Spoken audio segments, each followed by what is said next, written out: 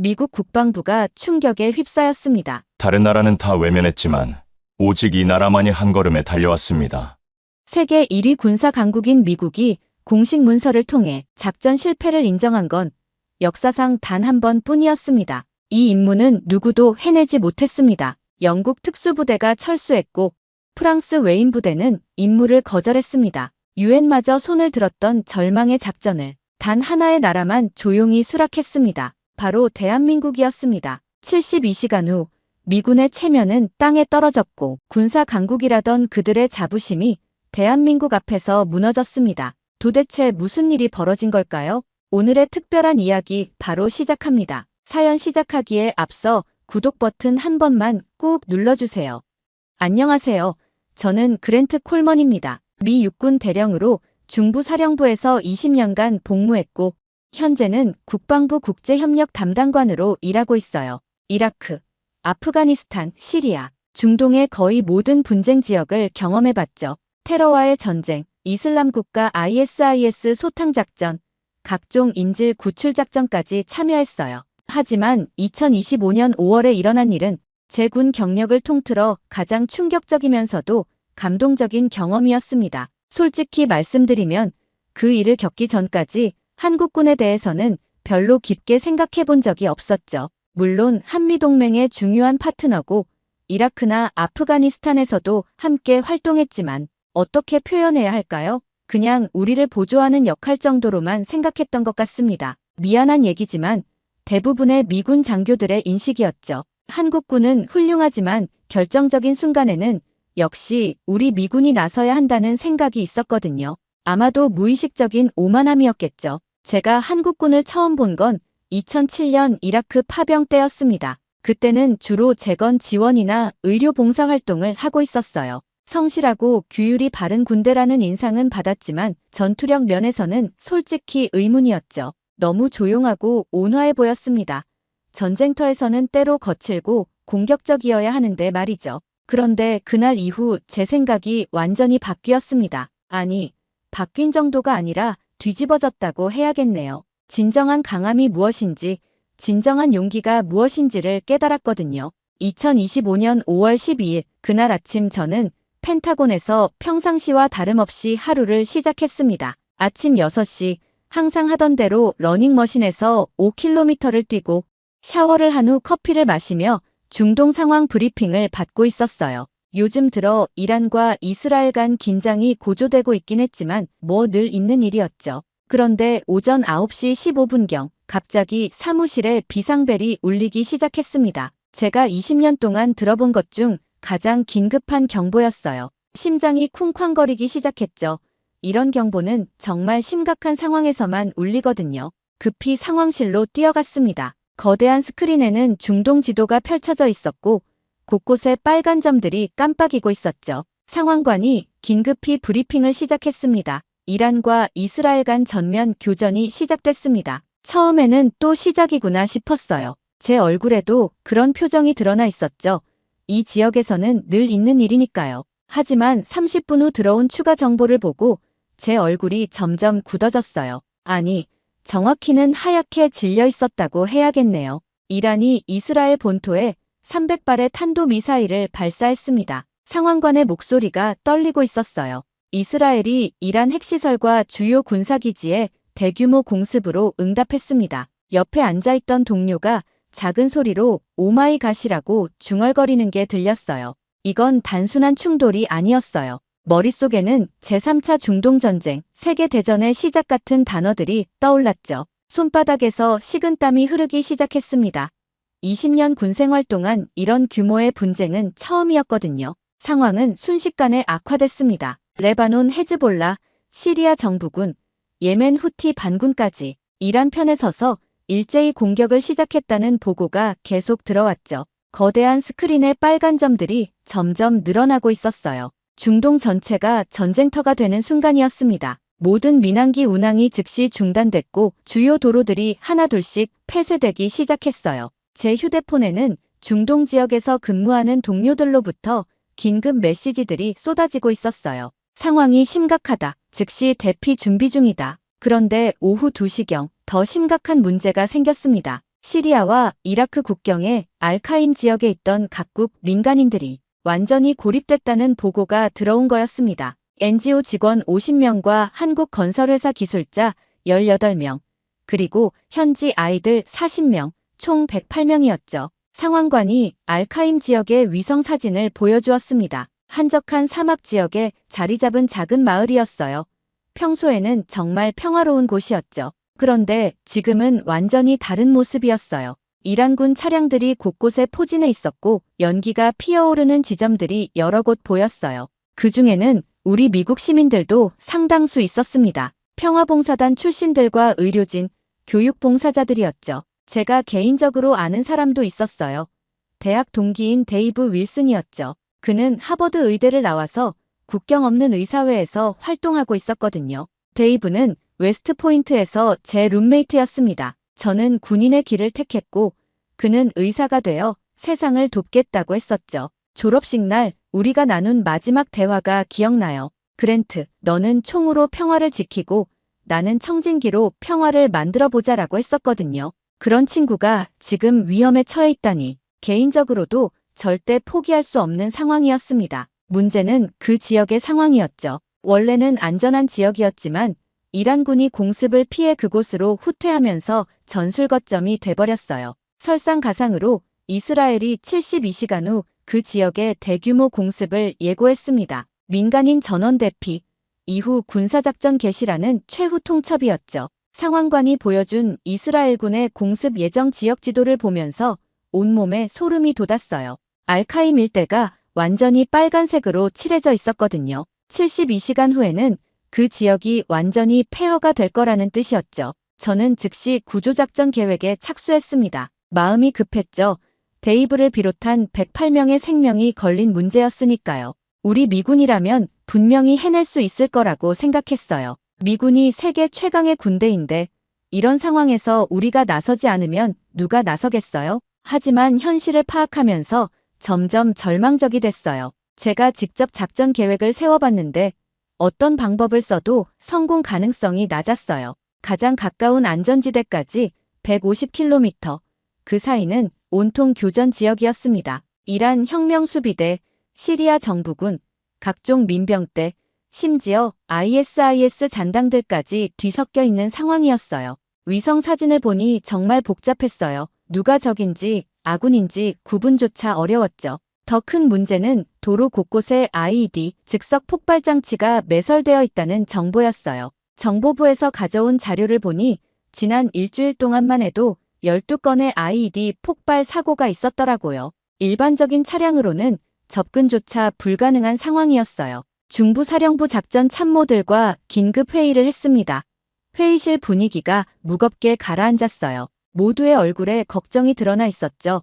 여러 가지 방안이 검토됐어요. 첫 번째 옵션은 헬기를 이용한 공중 구조작전이었어요. 우리에게는 세계 최고의 블랙호크와 아파치가 있으니까요. 항공참모가 자신있게 설명했어요. 4대의 블랙호크로 인질들을 수송하고 8대의 아파치가 호위하는 방식입니다. 하지만 곧 문제가 드러났습니다. 이란군이 러시아제 S-300 대공 미사일을 그 지역에 배치했다는 정보가 들어온 거였어요. 정보장교가 침울한 표정으로 보고했어요. S-300의 사거리는 200km입니다. 우리 헬기들은 접근조차 할 수 없습니다. 헬기로는 접근 자체가 불가능했어요. 두 번째는 특수부대를 이용한 침투작전이었습니다. 특전 사령관이 나서서 설명했죠. 우리 네이비실과 그린베레는 세계 최고입니다.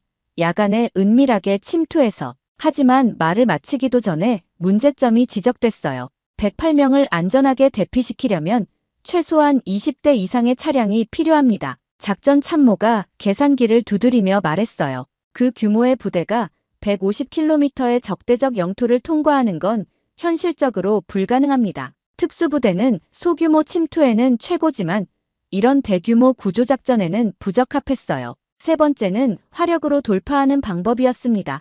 기갑 사령관이 열정적으로 설명했어요. 아브람스 전차 1개 중대와 브래들리 장갑차로 길을 뚫고 들어갑니다. 우리 화력이면 충분히. 하지만 이 방법은 더 큰 문제가 있었어요. 이건 민간인 구조작전이 아니라 침공작전입니다. 법무장교가 차가운 목소리로 지적했어요. 이란과 전면전을 각오해야 하는 상황입니다. 정치적으로 절대 불가능한 선택이었어요. 구조작전이 3차 대전의 도화선이 될 수는 없었거든요. 네 번째는 공습으로 길을 열어주는 방법이었어요.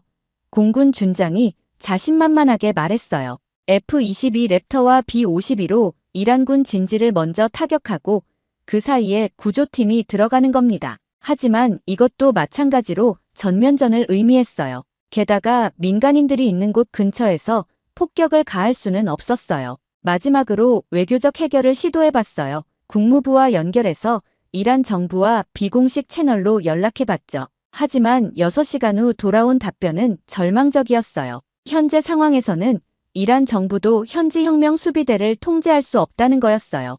8시간의 마라톤 회의 끝에 나온 결론은 충격적이었습니다. 중부사령관이 무거운 표정으로 말했어요.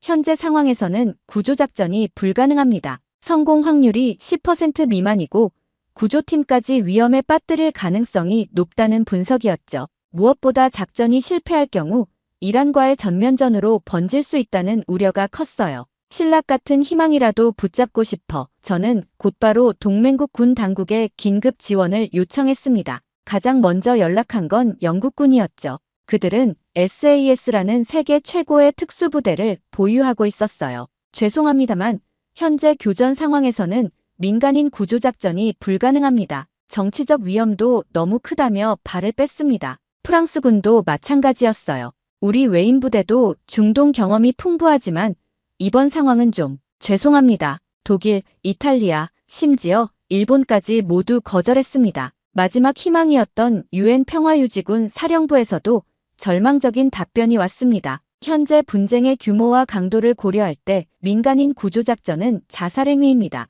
공식적으로 구조작전을 중단합니다. 저는 책상에 주저앉고 말았어요. 정말 답이 없었습니다. 그 순간 회의실은 정적에 휩싸였습니다. 정말 포기해야 하는 건가? 데이브를 비롯한 108명을 그냥 포기한다고? 하지만 군인은 감정이 아닌 이성으로 판단해야만 했습니다. 중부사령관이 최종 결정을 내렸습니다. 구조작전 중단, 외교적 해결에 집중한다. 그의 목소리도 떨리고 있었어요. 아마 본인도 마음이 아팠을 거예요. 하지만 현실적인 판단이었죠. 저는 믿을 수 없었습니다. 우리가 포기한다고 세계 최강의 미군이 20년 동안 불가능은 없다고 믿어왔는데 하지만 군인은 명령에 따라야 하죠. 마음이 무거웠지만 철수 명령을 받아들일 수밖에 없었어요. 사무실로 돌아와서 데이브의 사진을 바라봤습니다. 웨스트포인트 졸업식 때 찍은 사진이었죠. 환하게 웃고 있는 그의 모습을 보니 눈물이 날 것 같았어요. 친구를 지켜주지 못했다는 미안함과 제 무능함에 만감이 교차했죠.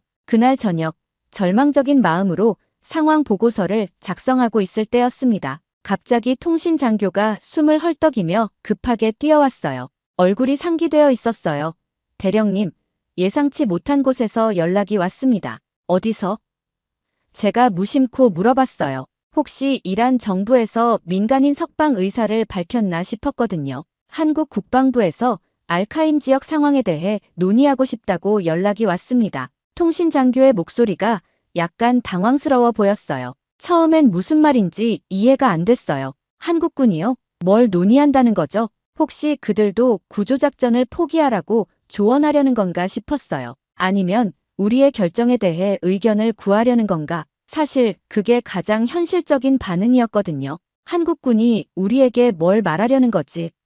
저는 의아해했어요. 솔직히 그때까지도 한국이 이 상황에서 뭘 할 수 있을지 상상이 안 됐거든요. 30분 후 화상회의가 시작됐습니다. 컴퓨터 화면에 나타난 건 한국군 장교였어요. 이철수 대령이라고 자신을 소개했죠. 첫인상은 솔직히 말하면 약간 회의적이었어요. 우리 미군도 포기한 상황에서 한국군이 뭘 할 수 있을까 싶었거든요. 미안한 말이지만 그게 솔직한 심정이었죠. 그런데 그의 말 한마디에 제 예상은 무너지고 말았어요.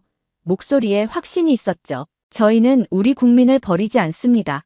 그리고 그곳의 모든 사람들을 우리 국민이라고 생각합니다. 뭔가 다른 느낌이었어요. 우리가 아까 회의에서 나눈 차가운 분석과는 완전히 다른 온도였죠. 감정이 아닌 이성으로 판단해야 한다고 스스로를 다독이던 제가 부끄러워지는 순간이었어요. 저는 솔직하게 말했습니다. 우리도 모든 방법을 검토해봤지만 불가능하다고 결론 내렸습니다.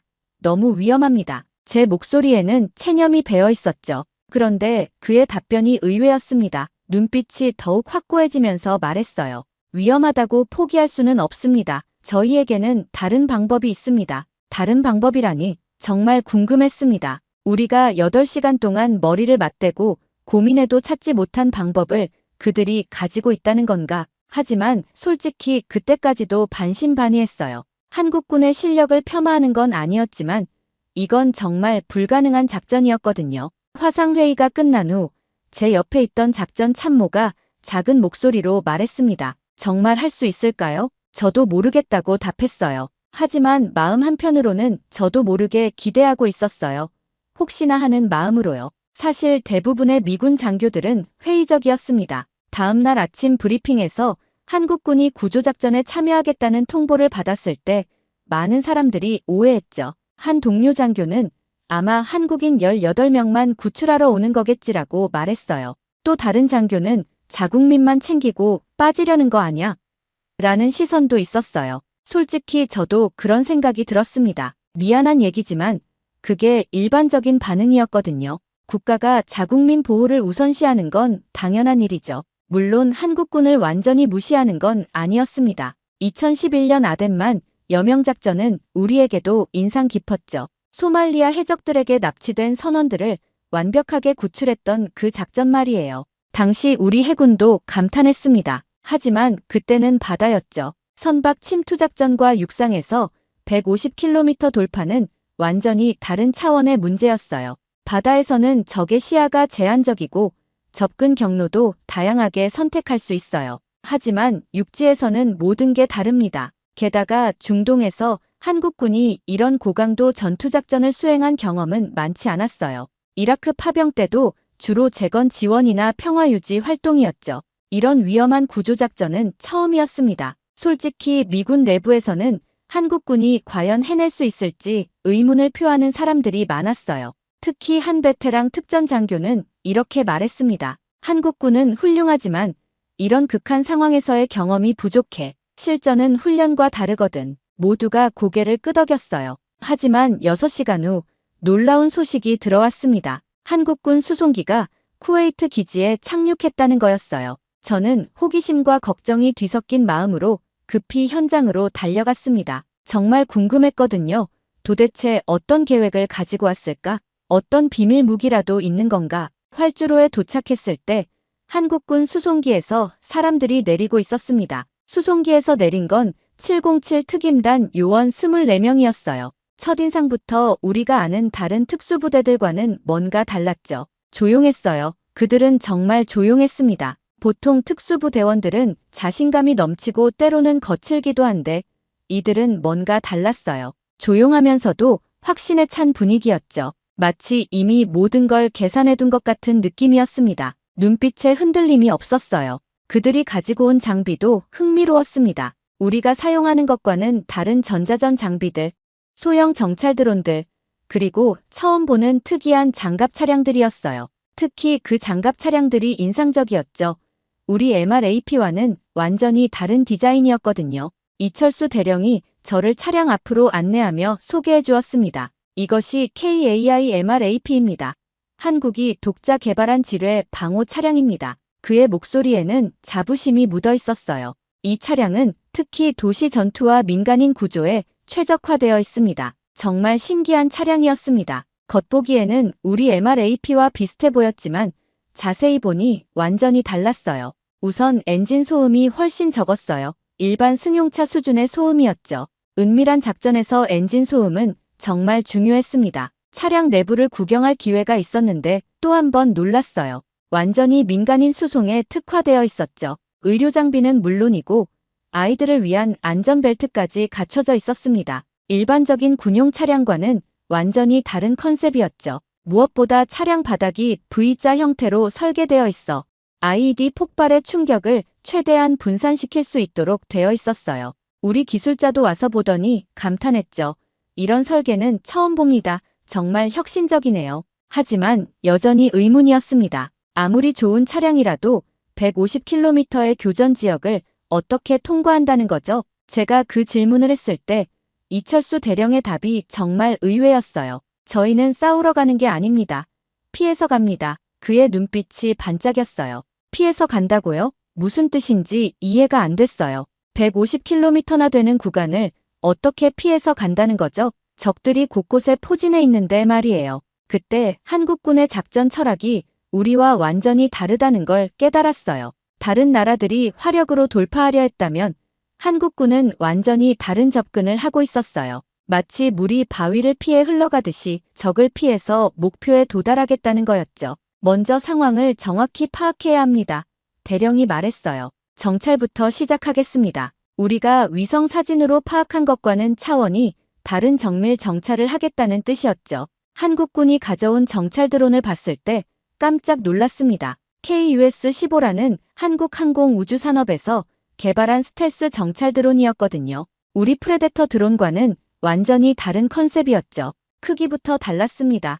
프레데터는 덩치가 크고 위력적인 반면 이 드론은 정말 작았어요. 독수리 정도 크기였죠. 하지만 그 작은 몸체에 최첨단 기술이 다 들어있었어요. 스텔스 성능이 뛰어나서 레이더에 거의 잡히지 않습니다. 한국군 기술자가 설명했어요. 야간 투시와 열감지는 물론 전자전 기능까지 갖추고 있습니다. 정말 놀라웠죠. 한국이 이런 기술을 보유하고 있다니. 드론이 전송하는 실시간 영상은 감탄 자체였습니다. 150km 구간의 모든 적 위치, 이동 경로, 심지어 교전 패턴까지 실시간으로 파악하고 있었죠. 우리 위성 정보보다 훨씬 정확하고 자세했어요. 한국군 정보분석관이 보여준 자료는 정말 놀라웠습니다. 단순한 적 위치 파악이 아니라 완전히 다른 수준의 분석이었어요. 이란군은 주로 오전 10시에서 오후 4시 사이에 이동합니다. 분석관이 차근차근 설명했어요. 민병대들은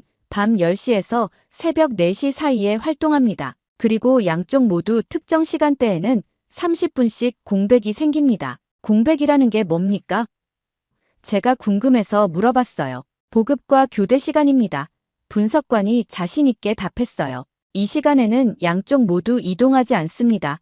식사 시간이기도 하고 연료 보급 시간이기도 합니다. 우리는 단순히 적이 어디에 있다는 수준이었는데 한국군은 적이 언제 뭘 한다까지 파악했습니다. 마치 적의 일상생활 패턴을 다 알고 있는 것 같았죠. 하지만 작전 시작 2시간 전 최악의 소식이 들어왔습니다. 알카임에서 긴급 신호가 온 거였죠. 현지에서 온 마지막 통신이었어요. 제 심장이 쿵 떨어지는 기분이었습니다. 통신을 받은 건 제 동기 데이브 윌슨이었어요.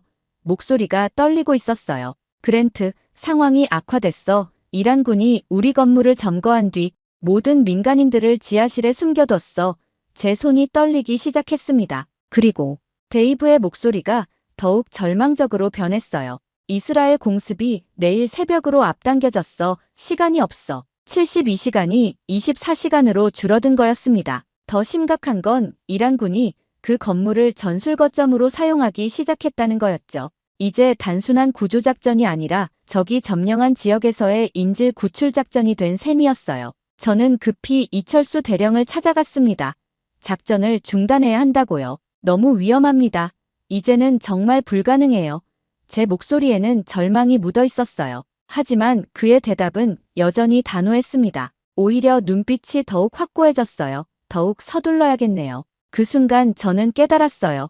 이 사람은 정말 다르구나. 상황이 어려워질수록 더욱 의지를 불태우는 사람이구나. 포기라는 건 애초에 선택지에 없었던 거예요. 그날 밤 10시 한국군의 작전이 시작됐습니다. 저는 작전 지휘소에서 실시간으로 상황을 지켜봤죠. 위성통신과 드론 영상을 통해 모든 게 생생하게 전해졌어요. 마치 영화를 보는 것 같았지만 이건 실제 상황이었습니다. 세대의 KAI-MRAP 차량이 완전히 다른 경로로 출발했어요. 우리가 예상한 주요 도로를 완전히 피해서 험준한 산길과 사막 지역을 우회하는 경로였죠. 1팀, 첫 번째 체크포인트 통과했습니다.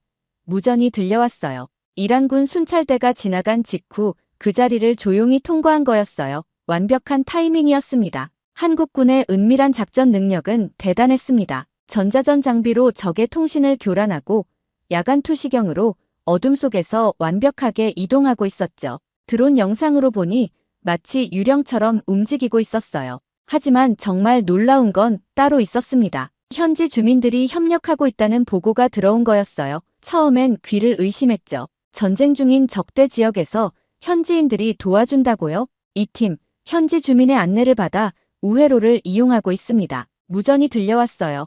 정말 믿기지 않았습니다. 나중에 알게 된 사실이지만 한국 NGO들이 그동안 그 지역에서 해온 일들 때문이었어요. 무료 의료 봉사, 학교 건설, 식수 개발까지 현지 주민들은 한국인들을 정말 가족처럼 여기고 있었던 거죠. 한 마을 장로가 한국군에게 안전한 길을 알려주고 있었어요. 심지어 이란군의 움직임까지 제보해주고 있었습니다. 동쪽 검문소에 이란군이 10명 있어요. 하지만 서쪽 길은 안전합니다. 이런 일이 가능한가 싶었습니다. 우리 미군은 20년간 이 지역에 있었지만 이런 신뢰관계는 구축하지 못했거든요. 오히려 현지인들이 우리를 경계하는 경우가 많았죠. 그런데 한국은 군사력이 아닌 진정한 도움으로 현지인들의 마음을 얻었던 거예요. 새벽 3시 첫 번째 기적이 일어났습니다. 타겟 건물에 도착했습니다. 무전이 들려왔어요. 한국 특전사들이 완전히 조용히 건물에 침투한 거였죠. 이란군 병사들이 1층에서 잠들어 있던 중이었습니다. 드론 영상으로 보니 정말 소름 끼칠 정도로 조용했어요. 마치 그림자처럼 움직이고 있었죠. 문도 소리 없이 열고 계단도 소리 없이 내려가고 정말 프로페셔널했어요. 지하실에서 인질들을 발견했습니다. 또 다른 무전이 들려왔어요. 데이브를 포함한 각국 NGO 직원 50명, 한국인 18명, 현지 아동 40명 전원이 무사하다는 확인이었죠. 제 가슴이 뛰기 시작했어요. 정말 다행이었어요. 하지만 예상치 못한 문제가 생겼습니다. 아이들이 너무 무서워해서 이동이 어렵겠습니다. 현장에서 보고가 들어왔어요. 아이들이 공포에 질려서 말도 하지 못하고 있었던 거였죠. 일부는 부상까지 입은 상태였고요. 어떻게 하지? 아이들을 억지로 끌고 갈 수는 없는 노릇이었습니다. 하지만 시간은 촉박했고 모두가 걱정하기 시작했어요. 그때 정말 놀라운 일이 벌어졌습니다. 한국 특전사 중 한 명이 아랍어로 아이들에게 말하기 시작한 거였어요. 박지훈 상사였죠. 사실 그는 이라크 파병 당시 현지 고아원에서 봉사활동을 했었고 그때 배운 아랍어로 아이들과 소통한 거였습니다. 무전을 통해 그의 목소리가 들려왔어요. 안녕. 나는 한국에서 온 김 아저씨야. 너희를 안전한 곳으로 데려다 주려고 왔어. 걱정하지 마. 정말 따뜻한 목소리였습니다. 전쟁터에서 들리는 목소리라고는 믿기지 않을 정도로요. 모니터를 통해 그 장면을 보면서 저도 모르게 감동받았죠. 아이들의 반응이 조금씩 바뀌기 시작했습니다. 처음엔 두려움에 떨고 있던 아이들이 박 상사의 말을 듣더니 조금씩 마음을 열기 시작했죠. 언어는 달라도 진심은 통했습니다. 특히 8살짜리 파티마라는 소녀가 박 상사의 손을 잡았을 때는 저도 모르게 눈시울이 뜨거워졌어요. 작전 지휘소에 있던 다른 장교들도 마찬가지였습니다. 모두들 말없이 화면을 바라보고 있었죠. 하지만 탈출 과정은 순탄하지 않았습니다. 오전 6시경 최악의 상황이 벌어졌어요. 이란군이 인질들이 사라진 걸 발견했습니다.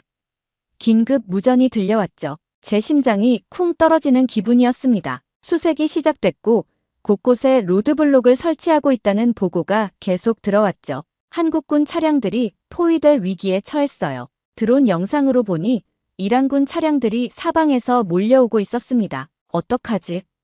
제가 중얼거렸어요. 이제 정말 위험한 상황이 됐죠. 교전은 불가피할 것으로 보였습니다. 그때 또 한 번 기적이 일어났습니다. 현지 주민들이 가짜 정보를 흘리고 있습니다. 무전이 들려왔어요. 한 마을의 장로가 이란군에게 한국군이 동쪽으로 갔다고 거짓말을 한 거였죠. 실제로는 서쪽으로 가고 있었는데 말이에요. 정말 믿기지 않았습니다. 현지 주민이 자신의 안전을 위험에 빠뜨리면서까지 한국군을 도와주다니. 이런 신뢰관계는 돈으로 살 수 있는 게 아니었어요. 진심으로 쌓아온 관계였죠. 오전 8시 더 위험한 상황이 벌어졌습니다. 이스라엘 공군이 조기 출격했습니다. 정보장교가 급하게 보고했어요. 30분 후 공습이 시작됩니다. 예정보다 몇 시간 빨라진 거였죠. 한국군 차량들이 아직 위험 지역에 있는데 말이에요. 모든 사람이 패닉 상태가 됐어요. 긴박한 순간 한국군이 내린 결정은 놀라웠습니다. 2팀과 3팀은 아이들을 먼저 대피시키고 1팀은 남아서 엄호하겠습니다. 무전이 들려왔어요. 자신들의 안전을 포기하고 아이들을 먼저 구하겠다는 거였죠. 그 순간 저는 확신했습니다. 이 사람들은 정말 다르구나. 이게 바로 한국군이구나. 우리 미군도 용감하지만 이런 희생정신은 정말 존경스러웠습니다. 자국민만 구하러 온 게 아니라 정말 모든 사람을 구하러 온 거였죠. 이 모든 상황이 실시간으로 전 세계에 중계되고 있었습니다. CNN, BBC, 폭스뉴스, 모든 언론이 한국군의 불가능한 구조작전을 톱뉴스로 다뤘어요. 저도 나중에 봤는데 정말 전 세계가 주목하고 있었어요. 특히 우리 펜타곤의 반응은 충격적이었습니다. 국방장관이 직접 성명을 발표했어요. 우리도 불가능하다고 판단한 작전을 한국군이 수행하고 있다. 이는 군사 전술의 새로운 패러다임이다. 사실 그때 펜타곤 내부는 완전히 난리가 났었습니다. 우리가 포기한 작전을 다른 나라가 해내고 있다는 사실이 그들에게는 충격이었죠. 일부에서는 자존심이 상한다는 반응도 있었지만 대부분은 감탄하고 있었어요. 어떻게 저런 발상이 가능할까? 우리가 놓친 게 뭘까? 영국 국방부도 마찬가지였습니다. SAS도 포기한 임무를 한국 특전사가 해내고 있다. 우리가 놓친 것이 무엇인지 철저한 분석이 필요하다는 성명이 나왔어요. 하지만 가장 놀라운 반응은 현지에서 나왔죠. 이란군 내부에서도 한국군의 작전을 방해하지 말라는 비공식 지시가 내려졌다는 거였어요. 이건 정말 상상도 못한 일이었습니다. 왜냐하면 한국은 이란과도 우호적인 관계를 유지하고 있었고 무엇보다 민간인과 아이들을 구하는 인도주의적 임무였으니까요. 전쟁 중인데도 적군이 구조작전을 방해하지 않는다니 이런 일이 가능한가 싶었죠. 오전 11시 30분 드디어 기적이 완성됐습니다. 전원 안전지역 도착, 구조작전 완료 무전이 들려왔어요. 108명 전부 단 한 명의 사상자도 없이 구조된 거였습니다. 그 순간 작전 지휘소에 있던 모든 사람들이 환호성을 질렀습니다. 저를 포함한 미군 장교들, UN 직원들 모두가 믿기지 않는다는 표정이었어요. 정말 기적이었죠. 어떤 장교는 눈물을 흘리고 있었고 어떤 장교는 손뼉을 치며 환호하고 있었습니다. 저도 모르게 인크레디블, 언빌리버블 이라고 소리치고 있었어요. 하지만 진짜 감동은 그 다음에 일어났습니다. 30분 후 제 핸드폰이 울렸어요. 데이브였죠. 그는 목소리가 떨리고 있었어요. 그랜트, 한국군이 우리를 구했어. 그의 목소리에 감격이 묻어 있었습니다. 정말 믿을 수 없어. 다른 모든 나라가 포기했을 때 한국만은 끝까지 포기하지 않았어. 데이브는 계속 말했어요. 미국이 포기한다고 했을 때 진짜 절망적이었어. 이제 끝이구나 싶었지. 그런데 한국군이 나타났을 때는 정말 구세주 같았어. 그리고 파티마라는 아이가 박지훈 상사에게 한 말이 전 세계 방송에 나갔습니다. 아저씨, 내가 살면서 본 군인 중에 가장 친절한 사람이 한국 사람이에요. 이 말이 아랍어 원문과 함께 방송됐을 때 정말 전 세계가 감동했습니다. 저도 그 방송을 보면서 울었어요. 정말 아름다운 장면이었거든요. 또 다른 NGO 활동가가 기자들에게 한 말도 잊을 수 없습니다. 다른 모든 나라가 우리를 포기했을 때 한국만은 끝까지 포기하지 않았습니다. 이게 진짜 동맹이고 진짜 인류애라고 생각해요. 구조된 우리 미국인들도 한국군에 대한 감사를 표했어요. 데이브는 한국이 우리를 구하러 올 줄은 꿈에도 몰랐다고 했고 다른 의료진은 이제야 진짜 국제사회가 뭔지 알겠다고 했습니다. 독일 출신 엔지니어의 말이 특히 인상적이었죠. 한국인들만 구하러 온 줄 알았는데 우리 모두를 구해줬죠. 이게 바로 진정한 인도주의네요. 프랑스 출신 간호사는 눈물을 흘리며 말했어요. 그들은 군인이지만 아버지의 마음으로 아이들을 돌봐줬죠. 이런 군인은 처음 봤어요. 이 사건 이후 정말 많은 것이 바뀌었습니다. 우리 미군 내부에서도 한국을 보는 시각이 완전히 달라졌어요. 더 이상 우리를 보조하는 역할이 아니라 때로는 우리가 배워야 할 상대라는 인식이 생겼거든요. 펜타곤에서는 한국군의 작전을 철저히 분석하기 시작했습니다. 어떻게 이런 발상과 전술이 가능했는지, 우리가 놓친 부분이 무엇인지 말이죠. 특히 현지인들과의 신뢰관계 구축 부분은 우리가 정말 배워야 할 지점이었습니다. 우리는 20년간 이 지역에 있으면서도 이런 신뢰를 쌓지 못했다는 자성의 목소리가 나왔죠. 한국은 어떻게 이런 관계를 만들었을까? 라는 연구가 시작됐어요. 개인적으로 가장 감동적이었던 건 구조된 아이들이 보낸 편지였습니다. 파티마를 비롯한 아이들이 한국어를 배워서 박지훈 상사에게 편지를 쓴 거였죠. 김아저씨, 고마워요. 저도 커서 김아저씨처럼 다른 사람을 도와주는 사람이 될 거예요. 한국은 제 두 번째 고향이에요. 데이브는 지금도 그때를 생각하면 눈물이 난다고 했습니다. 다른 나라들이 모두 포기했을 때 한국만이 우리는 포기하지 않는다고 말했던 그 순간을 평생 잊을 수 없다고 하더라고요. 그랜트, 그때 나는 정말 절망했었어. 모든 게 끝났다고 생각했거든. 그런데 한국군이 나타났을 때 정말 기적 같았지. 마치 영화 속 주인공 같았어. 지금도 그때를 생각하면 가슴이 뜨거워집니다. 세계 최강이라는 나라들이 모두 포기한 상황에서 한국만이 우리는 포기하지 않는다고 말했던 그 순간을요. 한국이 가진 진짜 힘이 뭔지 깨달았습니다. 최첨단 무기도 아니고 압도적인 군사력도 아니었어요. 포기하지 않는 의지, 약자를 보호하려는 마음, 그리고 진정한 인류애였습니다. 우리 미군이 화력과 기술에만 의존할 때 한국군은 마음으로 승부한 거였어요. 그리고 그 마음이 기적을 만들어낸 거였죠. 그날 이후 저는 한국에 대해 완전히 다르게 생각하게 됐습니다. 한국은 정말 특별한 나라라고 확신하게 됐죠. 이런 나라가 세계의 진정한 리더가 되어야 한다고 생각해요. 진정한 강함이란 남을 제압하는 힘이 아니라 남을 일으켜 세우는 힘이라는 것. 진정한 용기란 자신을 지키는 것이 아니라 남을 지키는 것이라는 것을 한국이 보여줬거든요. 우리 미군도 이제 달라지고 있습니다. 한국군과의 합동훈련에서 그들의 전술과 정신을 배우려고 노력하고 있죠. 특히 민간인 보호와 인도주의적 작전 부분에서는 한국이 우리 스승이 됐어요. 최근에 한 후배 장교가 저에게 물었죠. 대령님, 한국군의 비결이 뭔가요? 저는 이렇게 답했습니다. 마음이야. 진정으로 상대방을 생각하는 마음 말이야. 여러분도 이런 한국의 이야기를 자랑스럽게 생각하셨으면 좋겠어요. 여러분이 얼마나 대단한 나라의 국민인지 전 세계가 인정하고 있습니다. 오늘 이야기가 감동적이셨다면 좋아요와 구독, 알림 설정까지 꼭 눌러주세요. 댓글로 여러분의 생각도 나눠주시고요. 또 다른 감동 사연으로 곧 돌아오겠습니다. 오늘도 시청해주셔서 정말 감사합니다. 지금까지 감동적인 사연을 소개하는 감동 더하기였습니다. 오늘도 행복한 하루 되세요.